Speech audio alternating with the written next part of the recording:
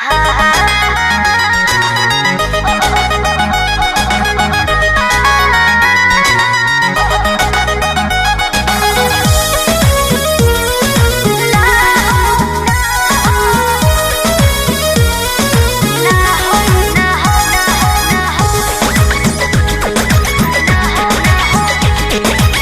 खाली मिलन बुलाती हो, चुमा में पखान डगराती हो।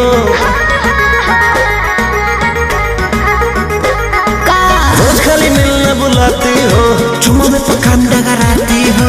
असली चीज दिखा के दुरही से न कोई भूखा हो ना हो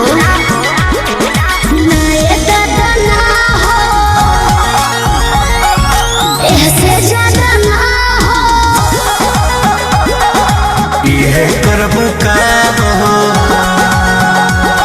अरे भूखे मरबू का हो।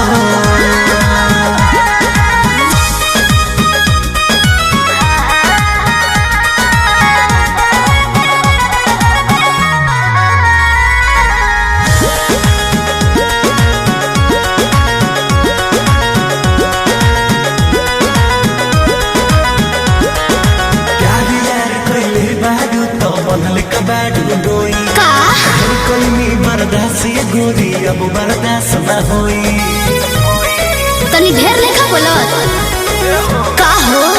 यार यार कइले बारू त बनले कबाड़ू डोई, ढेर कइनी बर्दाश्त गोरी अब बर्दाश्त न होई। दौड़ल भरबा बहुते लागल प्रीत के बीच ना बोई, शादी से पहले बापू कमाऊ ना होई। कवना बात के चिंता बड़ुए खुल के खूबे खाओ जय हो।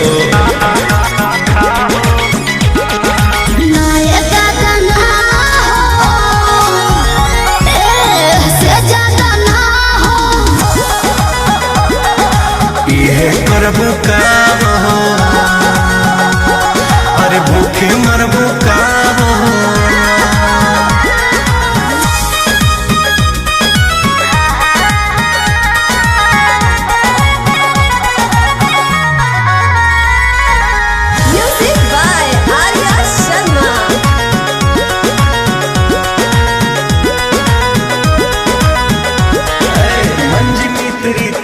जानो अब कैसा शर्माना, लव मैरिज करके जब तुमको हमरे घर है आना। अब तुमको तेरे घर नहीं आना है, समझा। तू मेरी है हम तेरे हैं, फिर कैसा शर्माना। लव मैरिज करके जब तुमको हमरे घर है आना। चिकन चिकन बात में राजा हम ना तहरा करेबो, जब से नूर डलबो तो हम तोहरा के न माना करे। बीट बढ़ल बा दिल के बहिया में आ जाओ,